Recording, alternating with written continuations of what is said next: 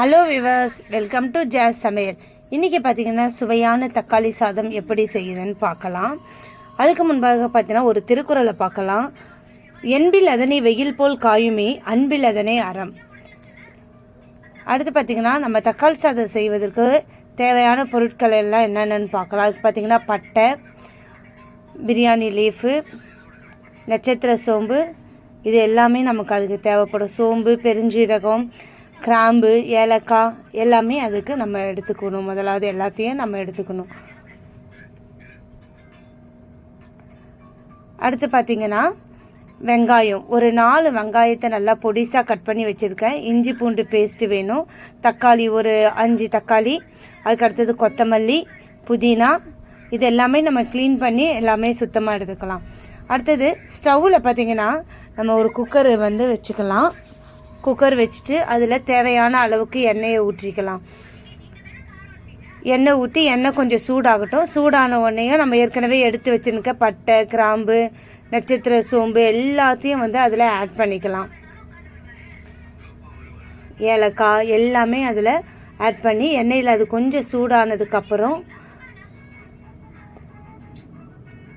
பார்த்திங்கன்னா தெரியும், அது கொஞ்சம் சூடாகுது. கொஞ்சம் அது வதங்க மாதிரி வரும்போது நம்ம ஏற்கனவே கட் பண்ணி வச்சுருக்க எல்லா வெங்காயத்தையும் அதில் ஆட் பண்ணிக்கலாம். வெங்காயத்தை ஆட் பண்ணி அந்த வெங்காயத்தை ஒரு கலரி விடலாம். நல்லா வதக்கிறதுக்கு அதை நல்லா கலரி விட்டுக்கலாம். வெங்காயம் நல்லா வதங்கினதுக்கப்புறம் பார்த்திங்கன்னா நல்லா இன்னும் கொஞ்சம் பொன்னிறமாக வெங்காயம் வதங்கட்டும். வதங்கும்போது இதில் ஒரு 2 ஸ்பூன் அளவுக்கு இஞ்சி பூண்டு பேஸ்ட்டு நம்ம சேர்த்துக்கலாம். சேர்த்து அதையும் நல்லா கலக்கி விடலாம்.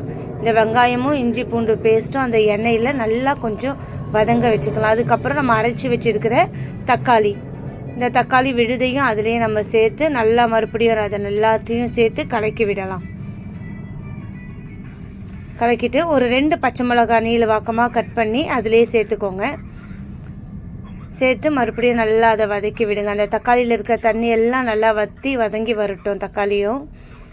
இப்போ பார்த்திங்கன்னா நீங்கள் கொஞ்சமாக கரம் மசாலா, அப்புறம் பார்த்திங்கன்னா வெறும் மிளகாய்த்தூள் அதையும் சேர்த்துக்கோங்க. ஒரு ஸ்பூன் வெறும் மிளகாய்த்தூள் சேர்த்தா போதும். கொஞ்சம் கரம் மசாலாவும் அதில் சேர்த்துக்கோங்க. சேர்த்து அதனோடு கூட அந்த எண்ணெயிலேயே அதையும் சேர்த்து நல்லா வதக்கிக்கோங்க. நல்லா வதக்கி விட்டுக்கோங்க. அதுக்கப்புறம் புதினா, கொத்தமல்லி இதெல்லாம் அது கூட சேர்த்துக்கோங்க. நல்லா ஒரு கைப்பிடி அளவுக்கு புதினா, ஒரு கைப்பிடி அளவுக்கு கொத்தமல்லி சேர்த்துக்கோங்க. அதில் சேர்த்து அதையும் நல்லா வதக்கி கொடுத்துக்கோங்க. பார்த்திங்கன்னா இந்த திருக்குறளோட அர்த்தம் என்னன்னு பார்த்திங்கன்னா, எலும்பு இல்லாத உடம்போடு வாழ்வது ஒரு புழு போலையாம். அது வெயிலில் அந்த புழு எப்படி துடிச்சு இறந்துருமோ அது போலையாம். அது போல தான் நமக்கு அன்பு இல்லைனாலும் அந்த புழுவை போல தான் நம்ம இருப்போம். அதனால் எல்லா உயிரினங்களிலும் எல்லாரிடத்திலும் அன்போடு இருக்கணும்னு சொல்லி இந்த திருக்குறள் சொல்லுது. இப்போ பார்த்திங்கன்னா தேவைக்கேற்ப உப்பு சேர்த்துக்கோங்க. அதுலேயே உப்பு சேர்த்து நல்லா வதக்கிட்டு நீங்கள் எவ்வளோ அரிசி எடுத்துருக்கீங்களோ, 1 கிளாஸ் அரிசினா 2 கிளாஸ் தண்ணி எடுத்துக்கோங்க. இப்போ பார்த்திங்கன்னா நான் 3 கிளாஸ் அரிசி எடுத்திருக்கேன். அதுக்கேற்ற மாதிரி 6 கிளாஸ் நான் தண்ணி விட்டுருக்கேன். தண்ணி விட்டு நல்லா கலந்து விடுங்க. நல்லா கொதி வந்ததுக்கப்புறம் கொதி வந்துருச்சு பாருங்கள். இப்போ அரிசி நமக்கு ஊற வச்சுருக்கிற அந்த அரிசியை அதில் நல்லா வடிகட்டி அந்த கொதிச்சு அந்த இதோடு சேர்த்து கலக்கி விடுங்க. நல்லா ஒரு கலக்கி விட்டோடனையும் அடுத்து பார்த்திங்கன்னா அது கூட கொஞ்சம் கொத்தமல்லியை சேர்த்துக்கோங்க. இந்த டைமில் கொஞ்சமாக கொத்தமல்லியை சேர்த்து எடுத்துக்கோங்க. பார்த்திங்கன்னா நல்லா தெரியும், நம்ம எல்லாம் எண்ணெய்லாம் பிரிஞ்சு மேலே வந்திருக்கு பாருங்கள். நல்லா பிரிஞ்சு மேலே வந்திருக்கு. கொஞ்சம் அந்த கொத்தமல்லியும் அதோடு சேர்த்து ஒரு கலக்கி விடுங்க. இப்போ பார்த்திங்கன்னா குக்கரை நம்ம மூடி வச்சிடலாம். போட்டு மூடிட்டு விசில் போட்டுடலாம் குக்கருக்கு. இது ஒரு 3 விசில் விட்டாலே நமக்கு போதுமானதாக இருக்கும். பார்த்திங்கன்னா விசில் வந்துருச்சு. ஒரு 3 விசில் விட்டு 3ஆவது விசில்லே ஆஃப் பண்ணிவிடுங்க.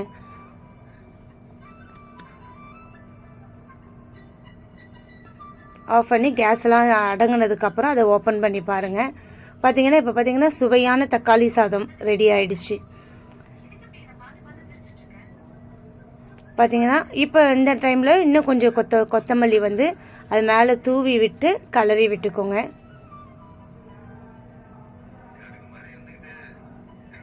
தூவி ஒரு கலரி விடுங்க. கொத்தமல்லியும் சாப்பாடும் நல்லா கலந்து வரட்டும்.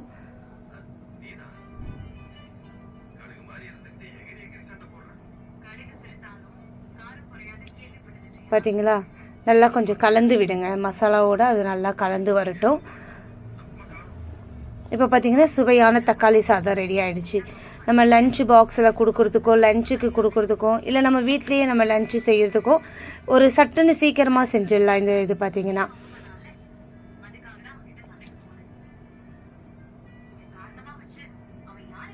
ஓகே. ஸோ இதுக்கு முட்டையை எல்லாமே வச்சு நம்ம தொட்டுக்க சாப்பிட்லாம். Thank you viewers.